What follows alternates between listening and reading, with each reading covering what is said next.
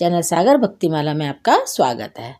पौष शुक्ल एकादशी को पुत्रदा एकादशी व्रत के नाम से जाना जाता है। अब मैं आपको पुत्रदा एकादशी की कथा सुनाती हूँ। भद्रवती नामक नगरी में सुकेतुमान नाम का एक राजा राज करता था। उसके कोई पुत्र नहीं था। उसकी स्त्री का नाम सैव्या था। वह निपुत्री होने के कारण सदैव चिंतित रहा करती थी। राजा के पितर भी रो रो कर पिंड लिया करते थे और सोचा करते थे कि इसके बाद हमको कौन पिंड देगा। राजा को भाई, बांधव, धन, हाथी, घोड़े, राज्य और मंत्री इन सब में से किसी से भी संतोष नहीं होता था।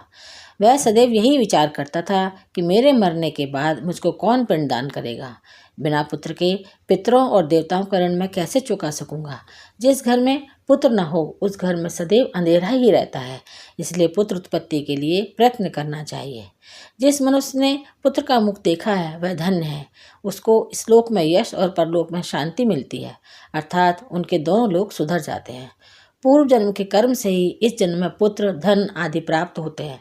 राजा इसी प्रकार रात दिन चिंता में लगा रहता था। एक समय तो राजा ने अपने शरीर को त्याग देने का निश्चय किया, परंतु आत्मघात को महान पाप समझकर उसने ऐसा नहीं किया।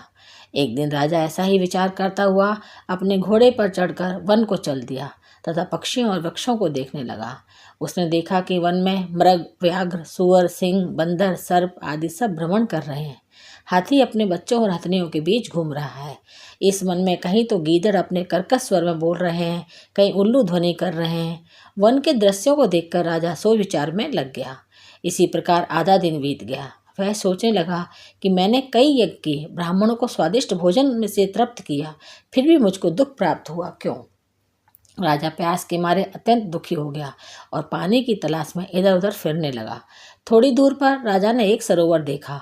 उस सरोवर में कमल खिले थे तथा सारस, हंस, मगरमच्छ आदि विहार कर रहे थे। उस सरोवर के चारों तरफ मुनियों के आश्रम बने हुए थे। उसी समय राजा के दाहिने अंग फड़कने लगे। राजा शुभ शकुन समझकर घोड़े से उतरकर मुनियों को दंडवत प्रणाम करके बैठ गया। राजा को देखकर मुनियों ने कहा, हे राजन, हम तुमसे अत्यंत प्रसन्न हैं। तुम्हारी क्या इच्छा है सो कहो। राजा ने पूछा, महाराज आप कौन हैं और किस लिए यहाँ आए हैं, कृपा करके बताइए। मुनि कहने लगे कि हे राजन, आज संतान देने वाली पुत्रदा एकादशी है। हम लोग विश्वदेव हैं और इस सरोवर में स्नान करने के लिए आए हैं। यह सुनकर राजा कहने लगा कि महाराज मेरे भी कोई संतान नहीं है। यदि आप मुझ पर प्रसन्न हैं तो एक पुत्र का वरदान दीजिए। मुनि बोले, हे राजन, आज पुत्रदा एकादशी है, आप स्वयं भी इसका व्रत करें। भगवान की कृपा से अवश्य ही आपके घर में पुत्र होगा। मुनि के वचनों को सुनकर राजा ने उसी दिन एकादशी का व्रत किया और द्वादशी को उसका पारण किया। इसके पश्चात मुनियों को प्रणाम करके महल में वापस आ गया। कुछ समय बीतने के बाद रानी ने गर्भ धारण किया और 9 महीने के पश्चात उनके एक पुत्र हुआ। वह राजकुमार अत्यंत सूरवीर, यशस्वी और प्रजापालक हुआ।